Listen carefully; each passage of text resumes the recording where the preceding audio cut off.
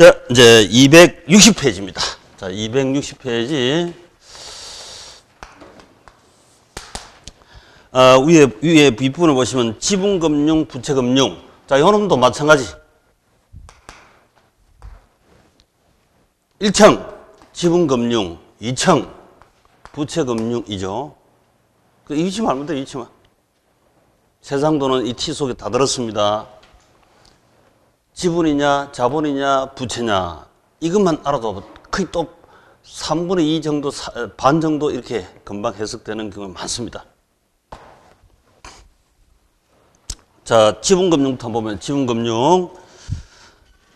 주식회사에 자금을 필요할 경우 주식 발행. 자, 이게 주식회사래, 주식회사. 주식회사가 주식 발행하면 이 지분이죠, 지분. 정자, 감자, 실질정자, 형식정자, 실질감자, 형식감자, 주식분할, 주식평합, 뭐 이런 거 다 처음부터 지분입니다.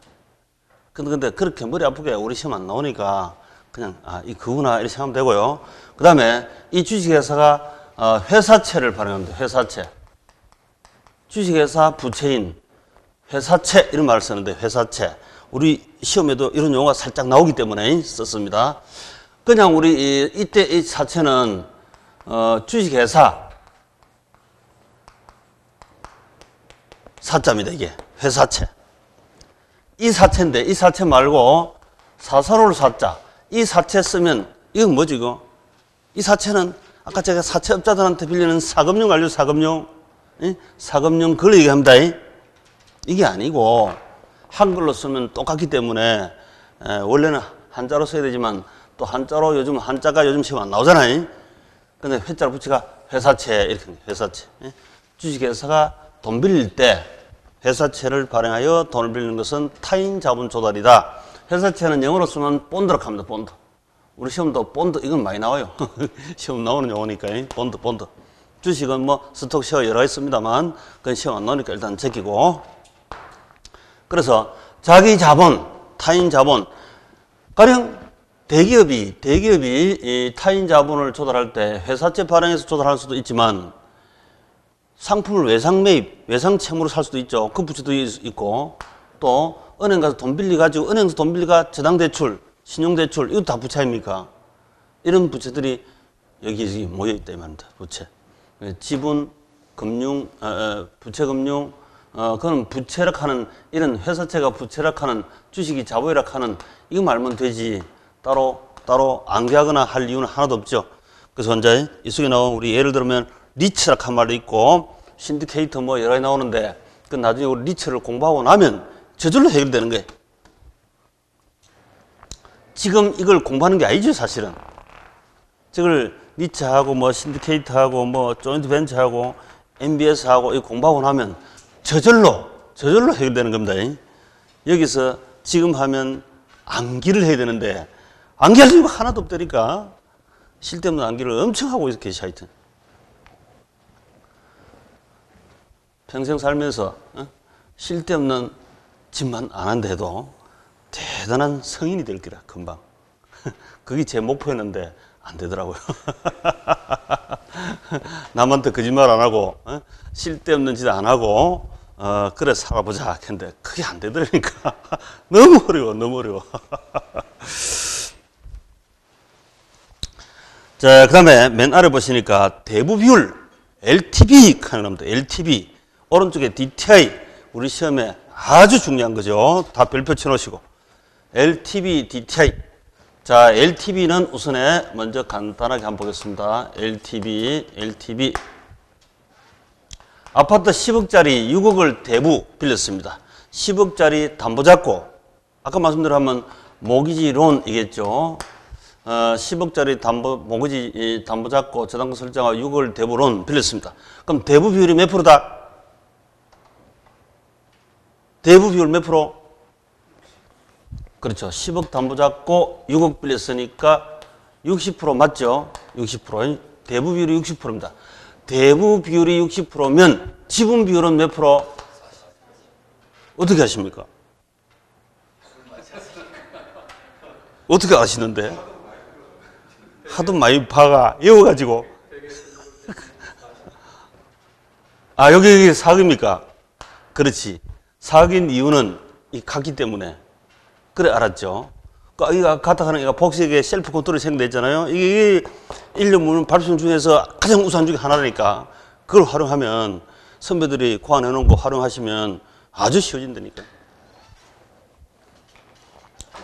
이 40% 맞네. 10억 중에서 4억이니까. 10억 중에서 여기 4억이니까 지분 비율 40%, 대부 비율 60%. 이거 지난해도 시험 나왔습니다. 빠른 속도로 포착하셔야 되고, 그 다음에 부채 비율을 물었지, 그지? 부채 비율. 부채 비율은 분자 용어로 씁니다. 분자 용어. 지분, 자기 자본분의 부채. 이게 부채 비율이에요. 자기 자본분의 부채. 4분의 6이죠. 4분의 6. 4분의 6은 몇 프로다? 150%. 1.5. 맞지? 이 지난해도 그래 시험 나왔다니까. 이렇게 단순한 건데, 근데 이거로부터 출발을 해야 돼요. 응? 이거부터 출발해야 복잡한 얽혀 설켜 있는 여러 개 공식 적용하는 것이 아니라 그냥 빠른 속도로 갖다 집어넣으면 돼. 금방 요 사학을 금방 집어넣어서 제가 대여비율 60%고 지분비율을 물었더니 바로 40% 이렇게 말씀하셨잖아요. 그런 속도로 된다니까요. 응? 150%입니다. 4분의 6은 150%입니다. 부채 비율을 한다. 부채 비율을 한다. 분자 용어로 쓰니까. 아름이 엄마 이렇게 하지. 시금방지게 엄마 이름을 그대로 들이대면 안 되죠. 응? 친구도 응? 친구 엄마도 아름이 친구 엄마도 아름이 엄마 이렇게 부르지. 이거 바로 응? 친구 이름은 자야 이렇게 부르서 하면 좀 우리 둘이 있을 때는 괜찮은데 너무 있을 때 그래 부르면 좀 그래 넘쳐스럽지. 그 분자 용어를 씁니다. 분자 용어. 자녀 용어로 쓰듯이 항상 분모 분자에 쓰면 100%는 그런 거 아닙니다. 우리 수험상은 분자 용어로 쓴다 이렇게 보시면 돼요. 분자 용어. 부채 비율. 자, 여기 이제 LTV고 LTV 대부 비율 LTV. DTI는 뭘까? DTI. 자, DTI는 인컴 분의 뎁트 이렇게 되고 영어로 그대로 쓰면 LTV는 자산 가치 분의 10억 분의 론 대부액 6억 LTV 이래 되죠. LTV 밸류 이 밸류죠. 밸류 일단 영어로 공부해야 된다. 영어로 이거 영어로 공부해야 할 게 많습니다. 근데 영어가 쉬워요. 영어가 쉬워요. 나중에 보시면 영어로 보면 더 쉬운 것이 많아요. 우리말로는 학자에 따라 과목에 따라 다 달리 부른 바람에 이거 우리 영어로 기본적으로 5개 나옵니다. 5개. 다 시험 출제했어요. 그대로 풀어가지고 자산 가치 대비 대부액 비율 이렇게도 출제했고 응? LTV를 대부 비율 이렇게도 출제했고 돈 빌린 사람 은행 입장에서는 대부하니까 대부 비율 하면 되는데 돈 빌린 사람 입장에서는 자금 융통되는 저당 잡히고 돈 빌리니까 저당 비율 두 사람 다 모아놓고는 융통 비율 민법에서는 담보가치 인정 비율 이렇게 최우선 변제 빼고 해야 되니까 그래서 우리말로 벌써 몇 가지입니까? 몇 가지 이게 금방 5개 쓴 거 있잖아요. 이게 다 시험 나왔습니다. 우리말로 기억하지 마시고 이런 말 출제를 하면서 관로해가지고 LTV 일이 주어지니까 영어로 공부하는 게 좀 편하다 이 말입니다. 그 다음에 이제 DTI 이 DTI도 마찬가지 영어로 공부하는 게 편합니다. DTI 그대로 영어로 풀어서가 인컴이 소득이든 소득 대비 총부채 상환 비율 이 총부채는 원리금 지급하는 거예요. 원리금 원금 이자 1년치 말이 없으면 제가 1년치를 했죠. 1년치 지불한 거 내가 연봉 5천만 원인데 1년에 원리금 2천만 원 지급했다. 그러면 LTV가 5천만 분의 2천만 원이니까 40% 아닙니까? 이렇게 되는 거예요. 내가 연봉이 5천만 원인데 그 중에서 1년치 원리금 지불하는데 2천만 원 쓰면 5천만 분의 2천만 원이니까 40% 아닙니까? 그걸 DTI 40% 이런 식으로 부른다고. 연봉 5천만 중에서 3천만 원 원리금 감됐으면 5천만 분의 3천만이니까 60% 되겠죠. DTI 60% 이렇게 부른다.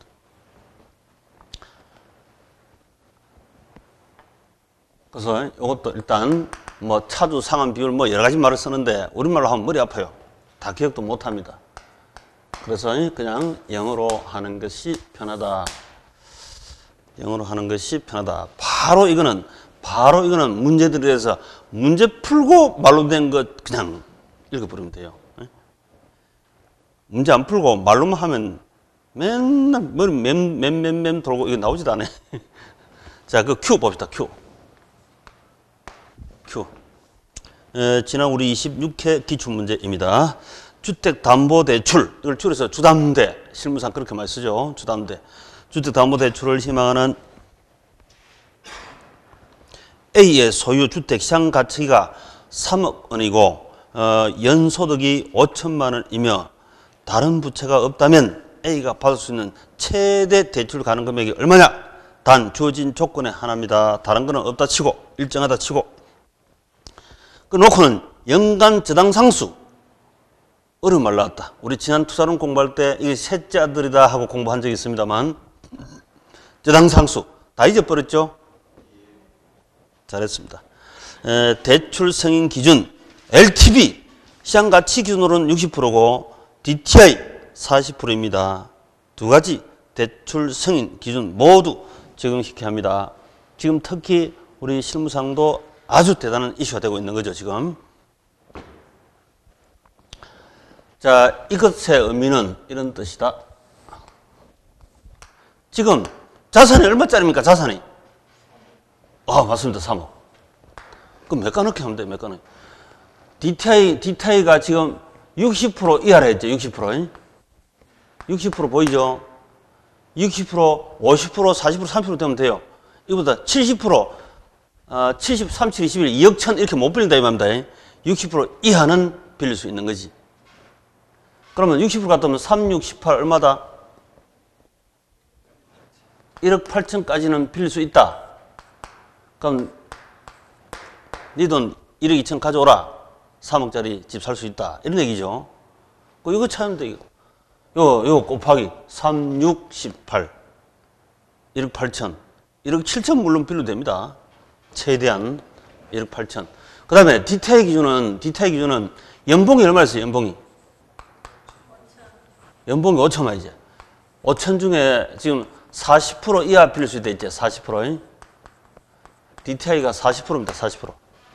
맞습니까? 맞지? DTI 40%니까 40% 이하. 연봉 5천만 원이니까 4, 5, 4, 20. 2천만 원. 연봉, 요거 해석을 잘해야 돼. 연봉 5천만 중에서 40%까지는 빚 갚는 데 쓰고 나머지 3천만 원 먹고 살아라. 저축도 하고, 부족하면 저축은 하지 말고 먹고 살아. 이 말이죠. 연봉 5천 중에서 40%까지는 빚 갚아라. 이 말입니다. 1년에 빚 갚는 거죠. 이 연봉이니까 1년간 갚는 빚이죠. 원리금 지불해. 그래서 계산할 때 바로 그냥 해보면 돼.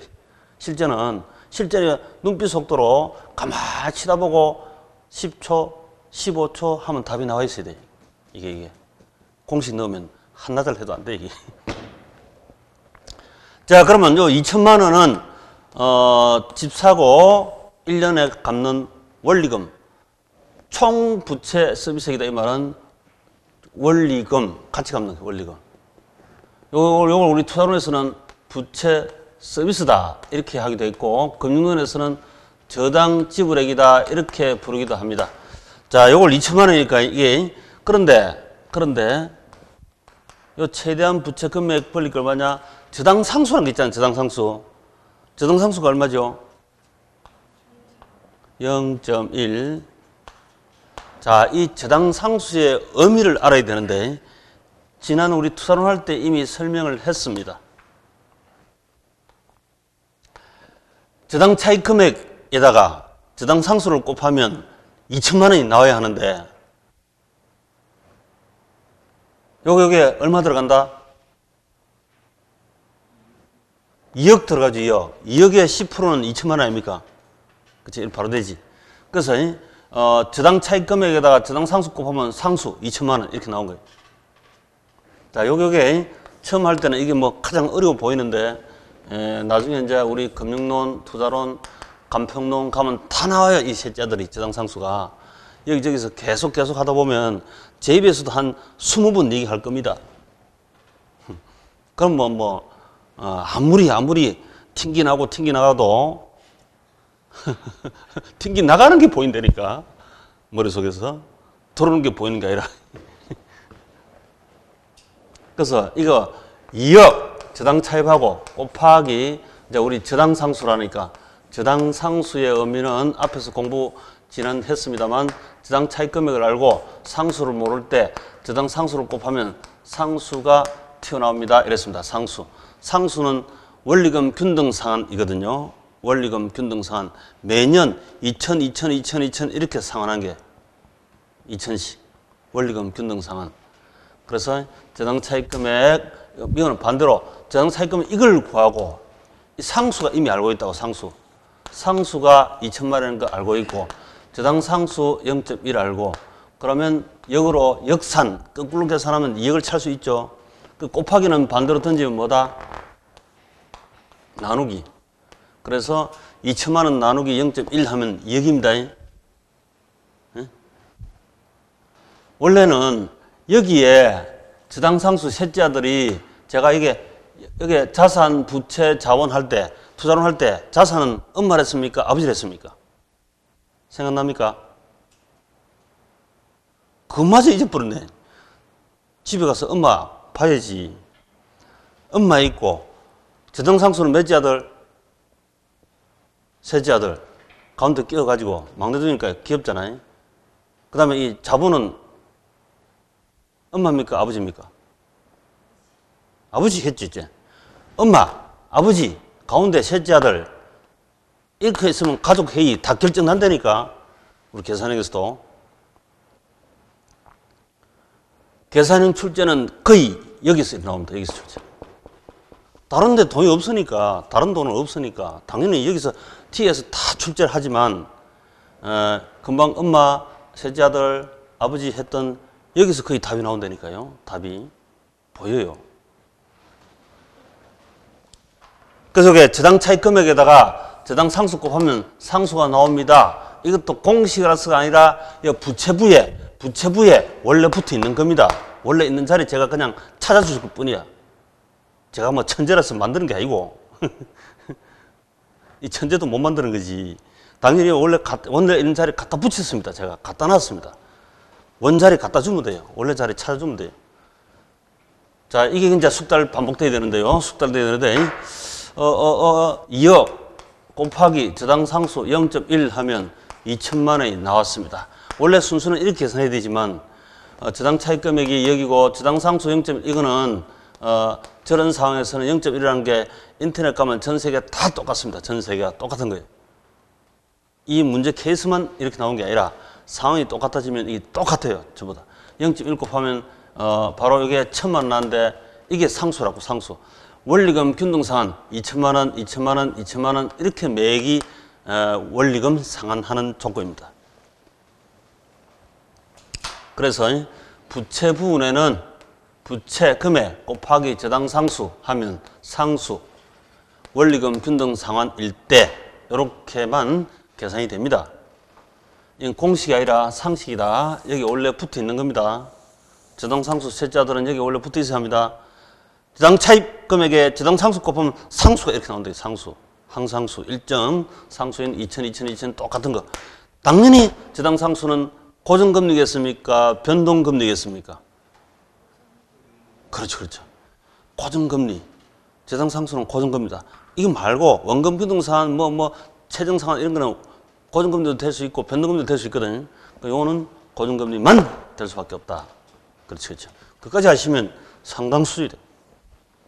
이 자리, 그 자리 앉혀놓으면 됩니다. 자기 자리 모셔놓으면 됩니다.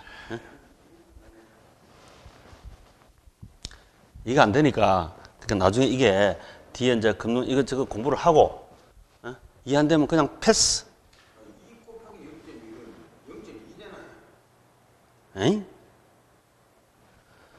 곱하기가 이해가 안 된다. 2억 곱하기 0.1 하면 얼마다? 아, 그 말이야. 에이, 제가 잘못했네. 2억을 안 써가지고 2억 곱하기 0.1 그러면 2천만 원이제 2천만 원. 응? 우리끼리 좀 빨리 패스합시다. 괜히 이거 억자 안 넣었다고 억장 무너진 소리 하지 마시고 좀 우리끼리 좀 편하게 그냥 지나갑시다. 그래야 진도도 빠르고 빠른 속도로 정리해버려. 실제 시험 칠 때도 억자를 이거 써서 하면 안 되면 써서 하면 안 돼요. 속도가 늦어가. 그냥 2 쓰고 바로 이렇게 답을 놔버려야지. 응? 2억 쓰고 T자 써가 2억 쓰고 이거 다 쓰면 고지고 떨어 쓰면 시간 초과돼서 의미가 없습니다. 1억 8천 같으면 그냥 1.8 이래 쓰면 되지. 응? 주관식 시험 같으면 금방 사장님 말씀한 대로 요 2억 요거 안 쓰면 틀려요. 1억 8천 이렇게 다 써야 되지만 우리는 지금 객관식이잖아요. 객관식 1차는 스피드 게임이라 1차는 스피드 게임입니다. 절대 시간 부족합니다. 아무리 실력 좋은 사람도. 한내로 옛날에 제가 어느 학원에서 모학원에서 그때 수강생분 중에서 20분 만에 민법 다 풀고 20분 만에 학개론 다 푸셔가지고요. 그래 풀을 때 얼마나 많이 맞췄냐면 학개론도 40문제, 민법도 40문제 이거. 이거 중에서 민법은 2개 틀리고 다 맞고 학개론은 4개 틀리고 다 맞췄어요. 이거 40분 만에 두 과목을. 자, 이거는 있을 수가 있다 없다? 40분 만에 1차 학개론 민법을 이렇게 틀리고 다 맞추면서 풀었어요. 그래서 여기저기서 야, 천국 수석 나왔다. 저는 걱정했습니다. 떨어질 수 있습니다. 유의해야 됩니다. 왜 그러냐면, 왜 이런 현상이 벌어지냐면, 이게 그분이 이제 그런 거야. 금방 이제 우리 사장님이 이거 설명에 다른 데 한 바락하고 주잖아요. 뭐, 이거 시중에 출판사 나와 있는 걸 다 사가지고 문제를 다 외워본 거야. 이해하니까 복잡 시간 걸리니까. 다 외워버렸어. 그러니까 학원과 모의고사가 시험 안 나오는 게 많거든, 실제요. 과거에는 그랬습니다. 앞으로 안 그렇겠지만. 과거에는 엉터리, 괜히 비비고 와가지고 시험하고 상관없는 이런 것들이 워낙 많았다고. 근데 그걸 문제를 다 외워가지고 또 학원 가서 모의고사 치니까 그 문제가 문제 은행식이 아니지만 돌고 돌아가 똑같은 문제가 막 나오는 거야, 이게 모의고사에. 이해가시죠? 그 제일 먼저 공주에서 공부하라고 하시면 수험생도 이런 얘기해요. 이거 다 외워보면 됩니까? 이렇게 묻는다고. 외워보면 떨어집니다, 반드시. 이런 식으로. 이분은 다 외웠어요, 다 외웠어. 문제책 보면 답이 보인다니까. 대한민국에 민법을 20분 만에 푸는 교수도 없습니다. 1등으로 탑 강의하는 교수님도 이렇게 못 풀게 돼 있어요. 학개론은 더욱 더 그렇고, 학개론은 풀어도 틀린 게 많이 나온다. 교수님들 풀어도. 시간도 그렇게 할 수도 있는 사람 아무도 없고. 이걸 20분 만에 이렇게 풀었다는 게 40분 만에 다 풀었다는 게 1차가 근본적으로 말이 안 되는 거야. 답이 보였다는 소리거든. 문제책 보고 이 문제는 자기가 문제를 외워보니까 답이 보이는 거냐. 저놈이 답이고 이게 답이고 이런 답이야. 이게 벌써 막 주주 내려가는 거야. 어쩌다가 한번 이렇게 풀어보고 이런 거야. 그래 해야 그 시간에 풀 수 있다고 이게. 그 외워가지고 그런 거는 실전에 가면 전혀 소용없다고. 그 실제로 가서는 하나 다 읽고 분명히 이해를 하고 응용 출제된 것도 특히 학교는 응용 많이 되니까 민법은 때론 외워도 법대로 나오니까 풀리는 게 있긴 있습니다. 암기가 되면 풀리는 것도 있는데 학교로는 그런 게 전혀 하나도 없다시피 해요, 사실은. 그래서 전혀 의미. 그 실전하니까 당연히 떨어지지.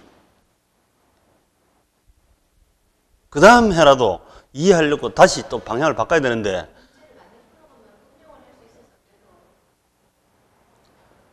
그 문제를 외워버렸으니까 외운 거는 의미가 없다는 것이. 학교로 40문제 중에 네. 40문제 중에 이렇게 계산하는 문제 10문제 내외. 지난 28회는 지문 2개까지 합치면 12문제입니다. 25회 시험도 12문제 나왔고, 적게 나올 때는 7문제. 많이 나올 때는 12문제 이렇게 나온다. 그래서 10문제 내외다 이렇게 생각하면 돼. 계산형이 10문제 내외인데 10문제 내외 중에서 저하고 같이 하신 분은 제가 분명히 했지만 20초에서 20초도 안 걸리고 10초 만에 풀린 것도 있고 오래 걸리면 40초 만에 풀립니다. 안에 거의 다 풀려요. 10문제 중에 계산하는 문제가 한 10문제 정도 나온다고 계산했을 때 30문제잖아요. 이제. 10문제 중에 그 수학이 약하니까 반 정도 보면 그 뭐 수학약하고 수학 보면 괜히 뭐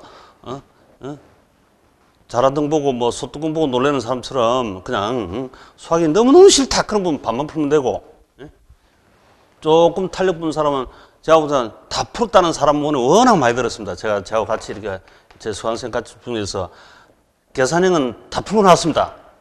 근데 한 분은 이제 다 푸시고 어느 분은 한 분은 이렇게 오류 출제가 한 문제 있습니다. 이렇게 들고 오시더라고. 풀고 출제가 오류 출제 우리 지난해 계산형 두 문제 오류 출제 나왔잖아요. 그 한 문제는 미리 시험장에서 오류 출제입니다. 발견해가 들고 왔어요. 이런 분도 계셔. 민법하고 학교론하고 보통 지금까지 나오는 것들은 숙제를 가지고 지금 점수 나오는 게 민법이 많이 나와요. 전국 평균은 민법이 많이 나와요. 근데 저하고 같이 수업 듣는 저는 사실은 이제 학교론 할 때 학교론하고 뭐 세법 이렇게 강의를 했습니다는 제 학원도 복습 하나도 하지 말라 하거든요. 수업만 듣고 땡. 그래도 학교론 점수가 더 많이 나왔었어요. 계속 그랬어요. 그래서 이제 이게 수업만 들으시도 돌아가면서 들으시도 사실은 고득점 됩니다. 근데 복습을 전혀 하지 말으니까 이게 또 너무 이 양이 많으니까 여기 보다 잊어버리고 듣자마자 바로 잊어보고 어떤 분은 책 듣자 엎어보고 저 또 대문 나가면은 완전 큰 망각의 대문 아닙니까? 완전히 박차고 나면 다 틀리보고 주무시고 책 비고 잠은 좀 날란가 싶었는데 그런 건 조금 나은 건 있어요. 책 비면 이게 책이 근처에 있으면 생각이 돌아가기 때문에 조금 나은 건 있는데 그래 다 틀리고 한 상태에서 복습 안 하니까 흔적이 없다 이런 얘기하는 분도 있어요. 그래서 복습하지 말라는 소리 좀 말아주세요 이렇게 하는 거예요. 그래서 제가 한 반은 복습하셔야 돼요. 반 정도는 복습하되 반은 복습 안 하셔도 되고 다만 이제 언제 하냐면 우리 3월 달부터나 이렇게 한 달에 한 번씩 모의고사 치잖아요. 모의고사 치시고 한 달에 한 번씩 모의고사 치시고 이때 틀린 게 있죠. 틀린 걸 확인하는 정도 이것만 해도 충분해요. 사실은 모의고사 보시고 매달 모의고사 보시고 틀린 거 확인 왜 틀렸을까 이렇게 하면 모의고사는 꼭 보셔야 합니다. 실력은 엄청 좋은데 모의고사 안 보시니까 떨어진 사람 많아요. 엄청 많습니다. 그렇게 될 수밖에 없어요. 특히 이렇게 혼란스러운 시험은 그렇다니까. 모의고사 보시면 모의고사 보시고 나서 틀린 걸 왜 틀렸는지 확인하고 그냥 실적 보고 그래 공식으로 막 해설해놓은 푸는 거 있잖아. 그것만 보고 이해하면 안 돼요. 그거는 장수생 만드는 지름길이니까 그건 해설 보는 게 아니라 기본 요약서라든지 그 파트 틀린 파트를 아예 이렇게 쑥 파버려야 돼. 쑥 파버려야 돼. 그리고 순간적으로 이해하고 나서 순간 반복은 몇 초 만에 반복할 수 있잖아요. 반복. 몇 초 만에 한 두세 번 반복해서 머릿속에 강화시키는 엠포스 강화를 팍 시키는 거예요. 이렇게 하고 나면 그 다음부터 이 문제 나오면 안 틀려요. 그냥 해설 정도씩 보고 그래서 틀렸구나 하면 그 다음 또 틀리고 이래요. 맨날 그래. 그럼 오답 노트 그런 거 안 필요 없습니다. 이 주관식 같은 몰라도. 그냥 간단하게 줄만 찍찍 끄고 이렇게 그냥 고득점 해보면 돼요. 단순하게 생각하시고 왜 그렇게 복잡하게 어렵게 생각하시는지 모르겠는데 전문가 시험 중에서는 쉬운 시험에 속하잖아요. 공중에서가 막말로 얘기해가지고 그걸 갖다 너무 어렵게 생각하지 마세요. 안 어렵습니다. 실제. 물론 죄송합니다만은 전국에 어렵다고 생각해가지고 실제로 학원 다니시다가 어렵다고 생각 통계적으로는 학원 다니시다가 어렵다고 몇 년 공부하다가 포기 문 사람이 더 많아요. 현실적으로. 그건 잘못된 거죠. 그 방향을 접근이 잘못해서 그래요. 이 방향을 제대로 잡으시면 노력하면서 하셔도 돼요. 죄송합니다만 실제는 그렇습니다. 실제는. 그래서 인생이 방향이 중요하다잖아요. 쾌태 분이 인생이 속도가 아니라 방향이다. 방향이 중요하지. 속도는 별 의미가 없다. 쾌태, 간디란 분들이 다 다 방향을 얘기했습니다. 그 방향을 잘 잡으시면 별거 아닌데 그렇게 난리 부술 치가 그것도 합격 못하고 낙향한다니까. 그거 전국적으로 많다니까. 그게 제가 참 너무 어처구니 없고 안타까워가지고 저도 공주에서 사실 뛰어들었고 실제 그렇습니다. 제 자랑이 아니라 실제로 그런 걸 가지고 그렇게 난리부수를 치고 있습니다. 자, 요게 이제 2억 곱하기 0.1은 2천만 원 맞습니다. 그죠? 2천만 원. 원래 저당상수란 것은 저당상수는 저당 차이반 부채 근간을 하여 그 곱하면 상수가 튀 나오게 돼 있지. 그 이렇게 여기 부채부에 붙어 있지. 얘가 자산에 붙는 것도 아니고 여기 자본에 붙는 것 붙으면 안 되지. 자산, 부채, 자본, 돈 해봐야 이 세 개밖에 없잖아요. 여기 붙는 게 당연하지.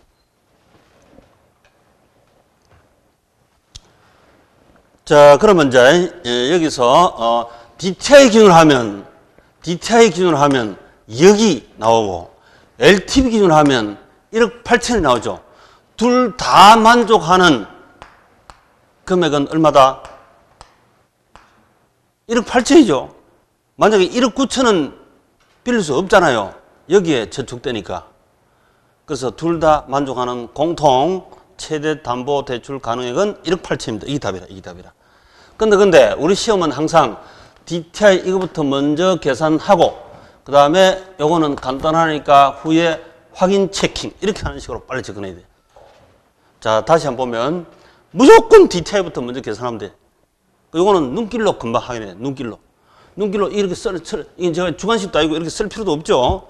당연히 그 LTV 60%잖아요. 60%가 3 곱하면 3, 6, 18 1억 8천이잖아요. 이 금방 눈길만 줘도 확인될 수 있지. 근데 얘가 적으니까 얘가 답이었습니다만은 이때 26회에 처음 LTV가 답인 게 출제했어요. 그전에는 DTI 여기서 다 답이 나왔어요. 가령 이거 계산하니까 이게 1억 6천이 나온다 하면 이게 답이잖아요. 그죠? 이게 답인 걸로 계속 나왔었는데 26회 처음으로 DTI가 답인 게 출제가 됐었다고요. 실무상도 여기에 주로 저축이 됩니다만 여기에 답이 나옵니다만 아닐 수도 있지. 근데 오늘 확인 체크는 눈길로 금방 해도 이건 답이 나오니까 3, 6, 18, 1억 8천 이렇게 바로 나오지. 요것도 눈길로 바로 계산하면 돼. 자, 이거 봅시다. 이건 이제 40%이니까 연봉이 얼마나 했어요? 5천만 원 했죠. 4, 5, 20이잖아. 4, 5, 20 곱하면 2천만 원 빚 갚는 데 써라 이 말이거든. 1년에 2천만 원 연봉 5천 벌어가지고 4, 5, 20 2천만 원 집 담보대출 받고 빚 갚는 데 쓰고 나머지 3천만 원 먹고 살아 이 말이지. 그럼 이 2천만 원이 1년에 총부채 상환 금액이라고. 원리금 상환 금액이다 이게. 부채 서비스액이라고. 그러면 원래 여기 2천만 원 여기 놓고 2천만 원 놓고 부채 금액에다가 저당상수 곱한 것이 0.1 저당상수 곱한 것이 2천만 원이니까 요놈 나누기 하면 2천만 원 나누기 0.1 하면 2억이 답이겠지. 2억. 그래서 바로 여기 숙달 되면 바로 그냥 4, 5, 20 2천만 원 0.1 나누기 2억 이렇게 바로 나온다니까. 계산 공식에 안 넣고도 4, 5, 20 2천만 원 나누기 0.1 2억 이게 바로 나온다니까. 바로 2억하고 그 다음 눈길로 일러주면 얘는 60%니까 3, 6, 18 1억 8천 제가 답이네 이렇게 되는 게. 그게 15초 숙달되면 10초 만에 답이 나오지. 요거 이전에는 꽃 문제가 거의 없고 이제 앞으로 내년에 이제 신 DTI, DSR 이런 게 나오잖아요. 신 DTI, DSR은 아직 공식이 마련이 안 됐습니다. 국토부에서. 그 공식 마련되면 내년 하반기부터라도 적용 가능할 수도 있고. 그 내년 신 DTI든 뭐 DSR이든 근본 원리는 똑같습니다. 근본 원리, 접근 방법 같아 이렇게. 자, 그러면 이제 우리가 안 닫고 치고 2천만 원 나누기 0.1 하면 2억이 나옵니다. 라고 이게 안 닫고 치고 바로 눈빛 속도로 한번 풀어봅시다. 눈빛 속도로. 눈길로 조가. 읽으면서 바로 답이, 저 문제, 이거 문항도 읽을 필요가 없습니다. 유형이 스타일이 잡혀있기 때문에. 그냥 바로 제가 LTV, DTI 나오면 DTI 계산 먼저 하면 된다 했죠. 자, DTI가 40%잖아요. DTI가 40% 있습니다. 그럼 연봉이 어디 있다? 저기 5천만 원 있죠? 5천만 원. 40%로 연봉 5천 원 갖다 곱해버리면 2천만 원이 나오죠. 2천만 원. 2천만 원. 그 다음 저당 상수가 어디 있습니까? 0.1이죠. 나누기 0.1 하면 2억이다. 여기에 2억 딱 적어놓고. 오케이, 몰라. 그리고 이제 LTV로 갑니다. 3, 6, 18, 1억 8천. 이게 2억보다 적네, 답이다. 이렇게 하면 돼. 그래서 금방 그 계산이 흘러오는 숙달된 분은 10초 만에 답이 나온다니까.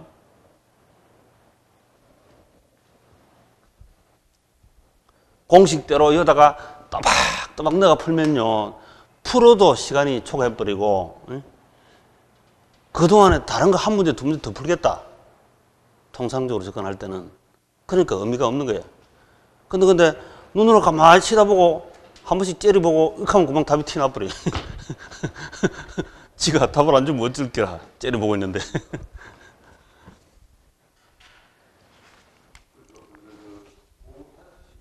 금방 풀 수 있습니다. 자, 그 다음 넘기셔가지고 263페이지. 자, 263페이지.